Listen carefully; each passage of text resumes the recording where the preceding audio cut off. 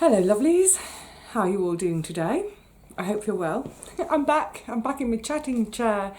I'm actually carrying on from the other day when I was talking about Auntie Teapot and doing my ironing and what have you.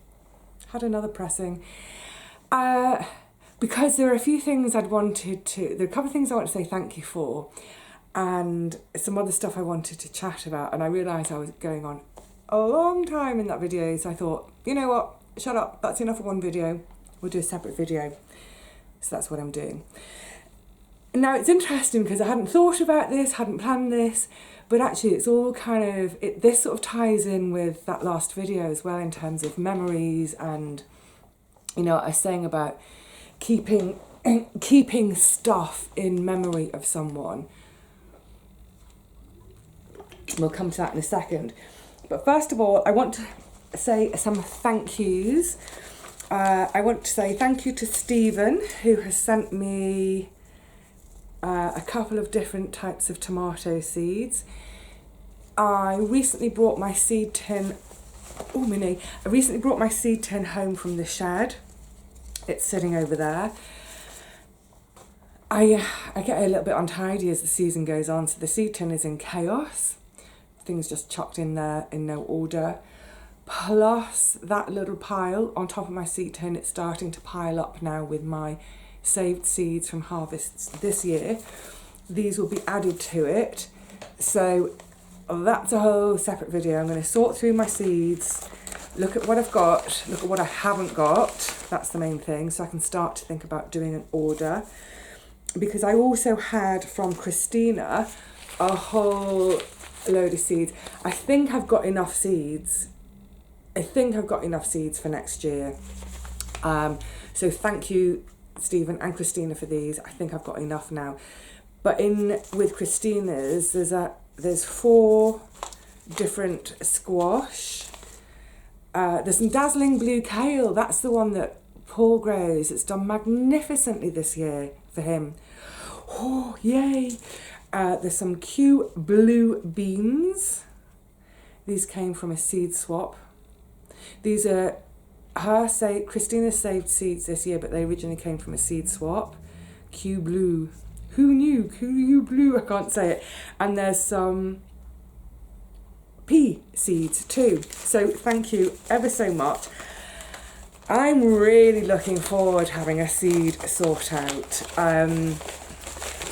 You know, there are some, sorry, that was a bit noisy, wasn't it? There are some givens each year where I think, well, I've got my cuke seeds, I've got my tomato seeds, I've got my pepper seeds, I save my own seeds every year. But of course, this year, what about the tomatoes? So I'm pretty sure I saved some from last year, or from this year's sowings. I didn't use everything. So yeah, I love that moment each year. Good sort out. I like a good sort out anyway. You kind of know that by now, don't you? I like things in order.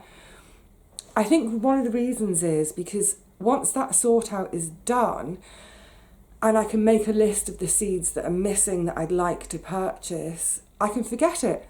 Just forget it. Until I've done that job, it's always hanging around up here.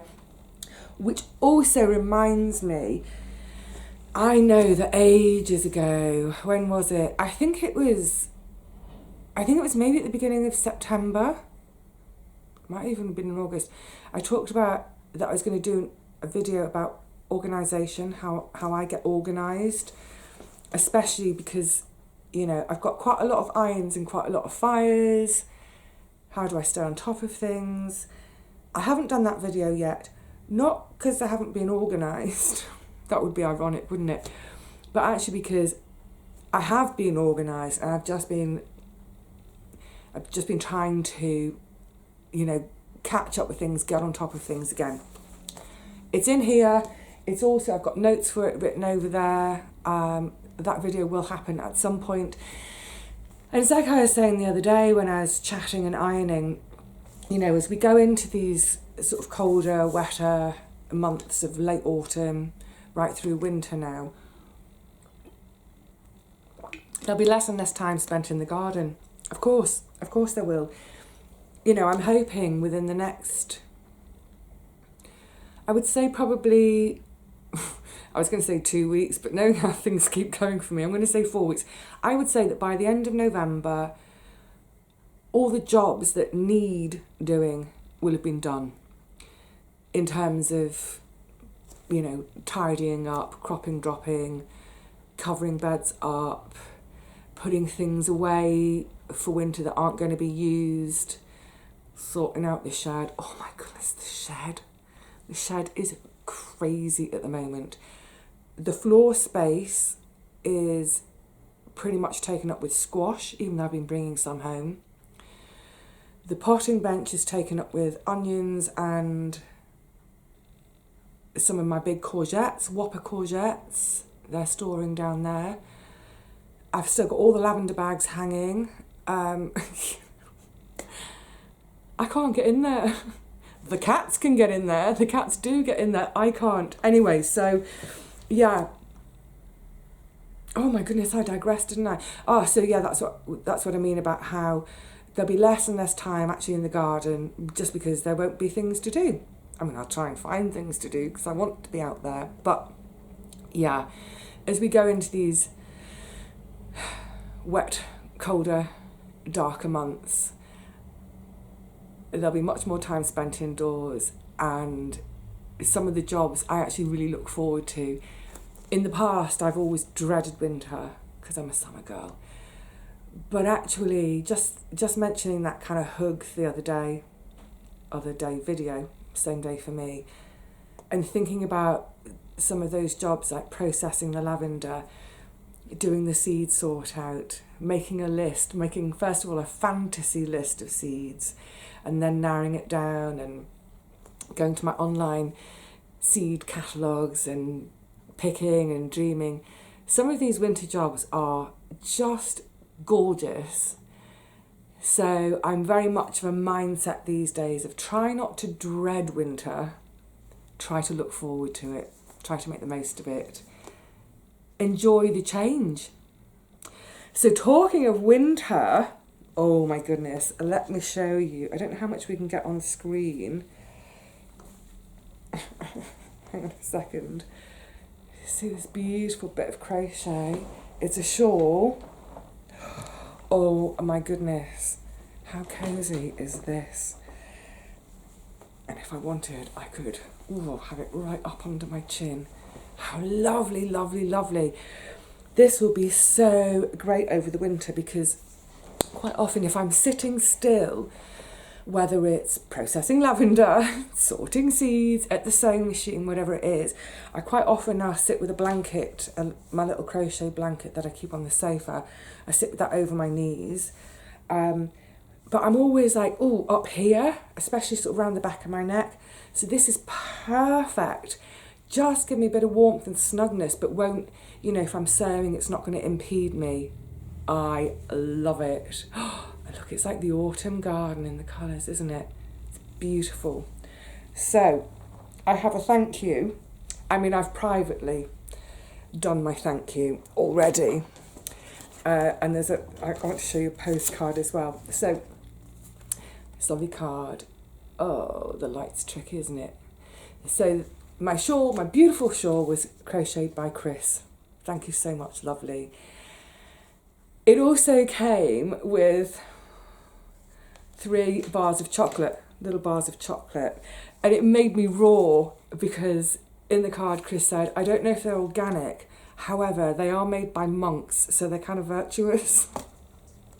I loved that. It's not organic, but it's virtuous. Anyway, I scoffed a lot already.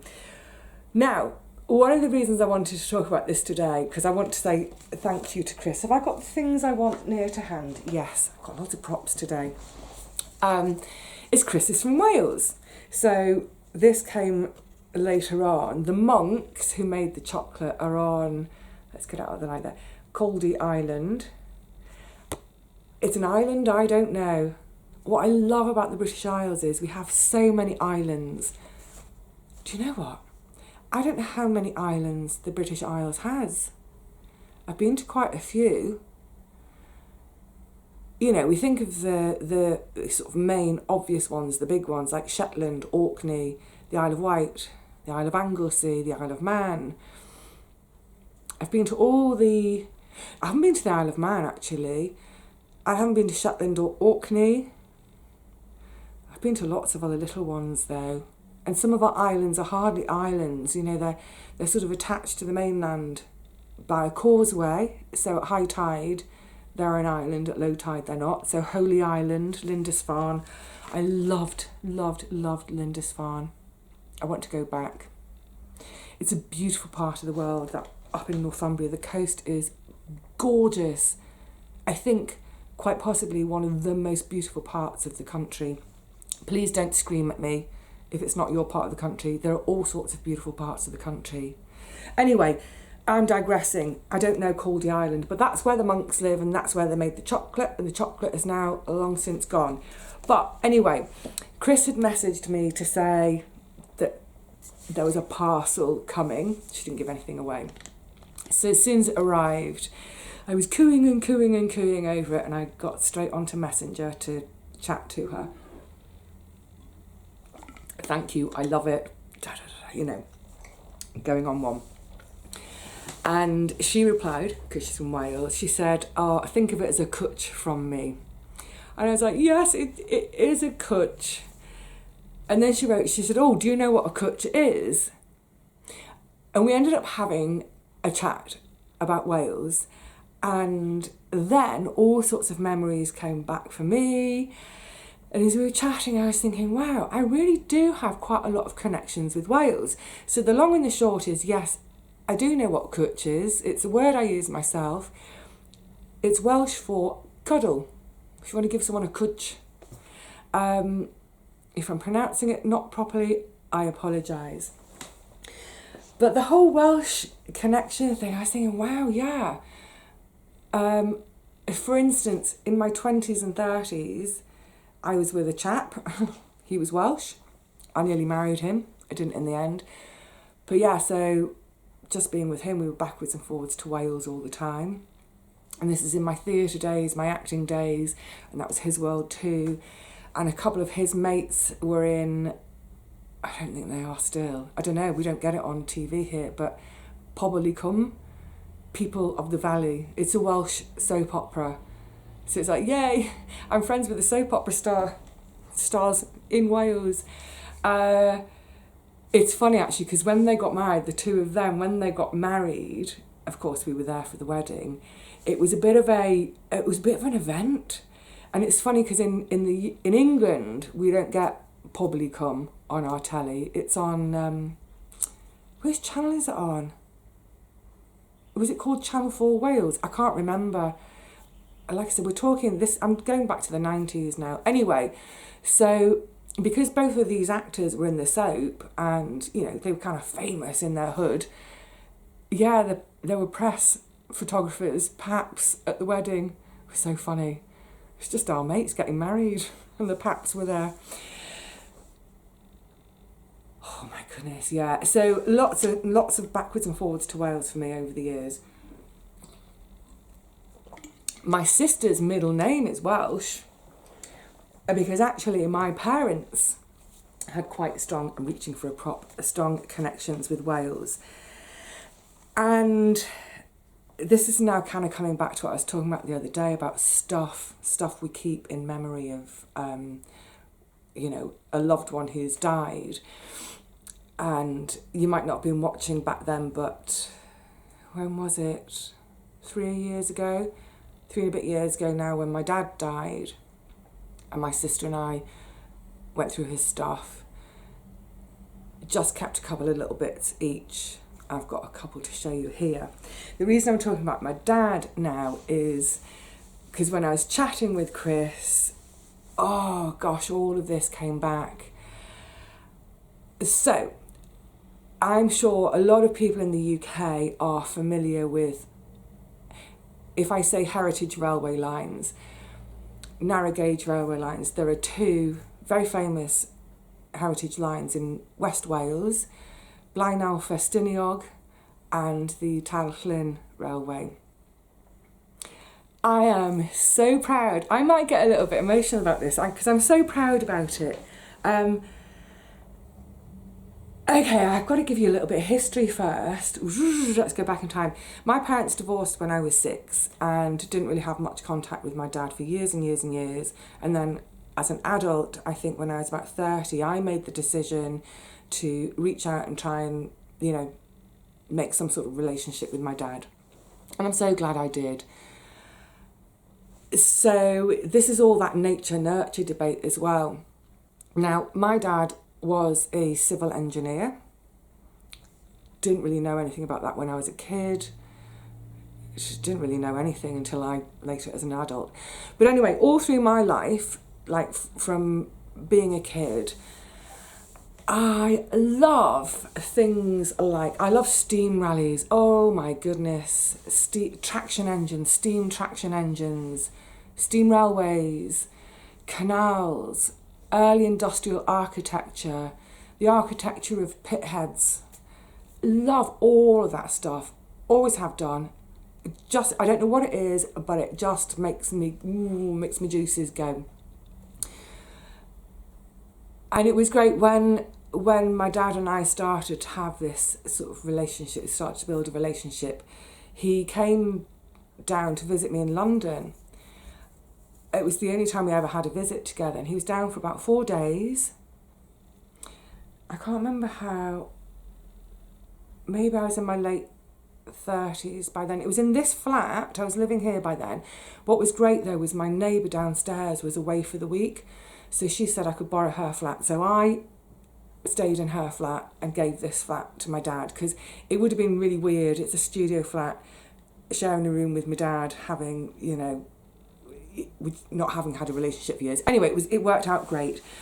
And on one of the days that he was here, because the one thing I did know about my dad was that he also loved trains and canals and all that sort of stuff too. So we went to the Transport Museum up in London, and it was just so spooky because literally every time I stopped to hover over a particular item or a particular, you know, diagram or exhibit, my dad was hovering too. And then we'd kind of move off, both in our own worlds, we were doing our own thing, and then I'd stop to really, really look at something, and I realised, oh, my dad's really, really looking at this too. It was weird because it just turns out we love all the exact same stuff. That's what I mean, nature, nurture. I don't know, it's I think there must be a genetic thing there. I mean, even to the thing of, we were both discussing our favourite font on the London Underground. Oh my goodness, and we both have the same favourite font. Anyway, so yeah, it was great as an adult, and I'm so glad I did, because obviously, you know, he's dead now and gone. I'm so glad I made that effort to start making some sort of relationship with him. So back to the whole Wales thing. It's like, why are you talking about your dad? You're talking about Wales, da da da. So,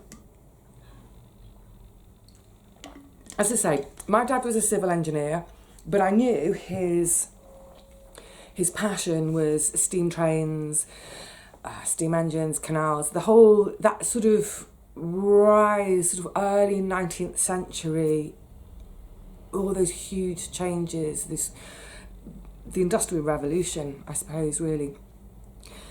I knew that he'd had something to do with Tarchlin and the Blaenau-Festiniog railways. I knew that he had some sort of connection, but I hadn't known just quite how much. So we're going back to the middle of the 50s when my dad was still a teenager. And in those days, late teens, in those days, heritage lines just didn't exist. As lines went out of use, they just decayed, crumbled, got forgotten.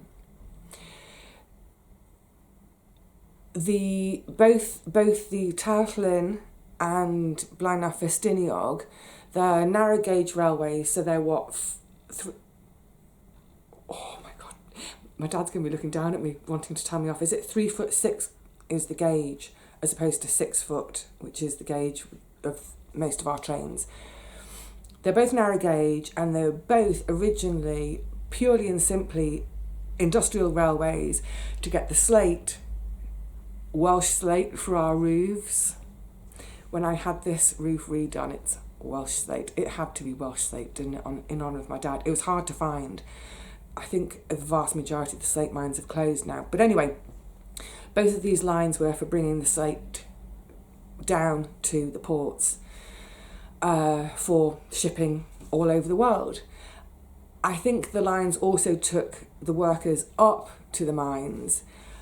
But yeah, they were never pretty, they were never about passengers. It was always purely industrial lines.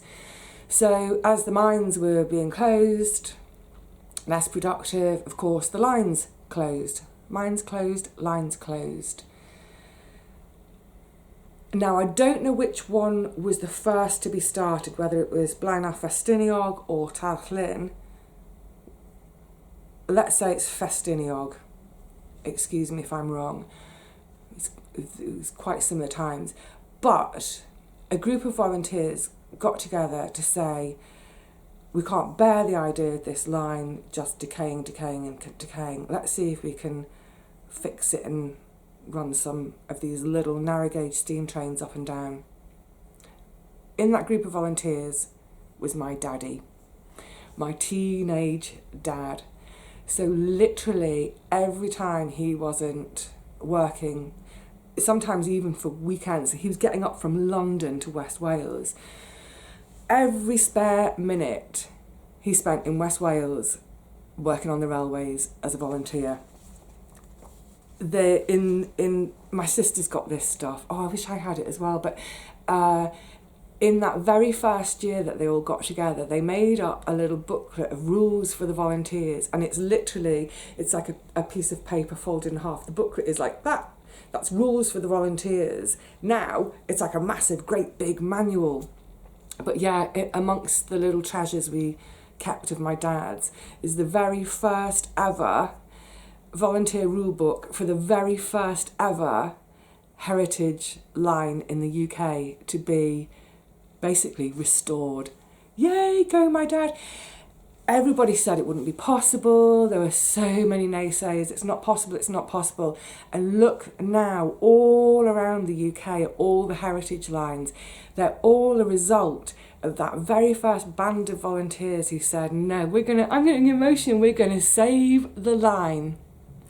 So yeah, I'm so proud of my dad for that. Now, I'm going to show you something really special. Oh, maybe the Talllyn was the first rather than Blaenau Festiniog, because I don't know the exact date of this, but I think it's either 57 or 58.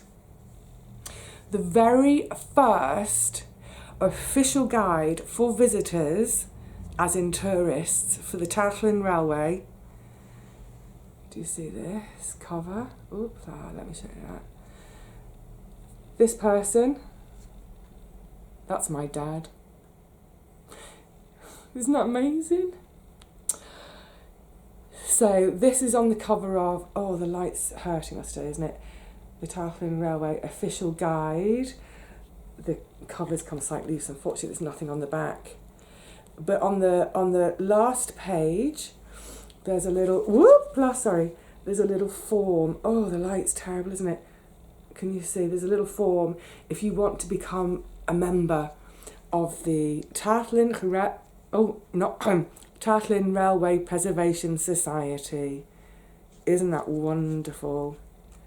Oh, love it. Love it. I'm obsessed. Not only did he get on the cover of Talllyn Railway, a first ever official guide, also, and he would have loved this, it's the same picture, but it's on the front of Meccano magazine. Look at that. March 1958. So by then, how old was my dad then? So that must be my, I think, 20-year-old dad. Isn't that fantastic? Isn't that just the loveliest thing to have? It just makes me... Oh.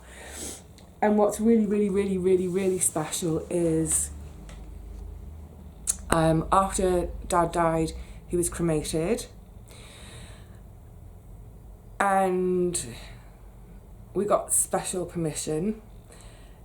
His band of brothers, his old mates from Railway Club, all in their kind of regalia, we got special permission to scatter my dad's ashes halfway up the Tatlin Railway, and it's not somewhere that the train ever stops and tourists get off.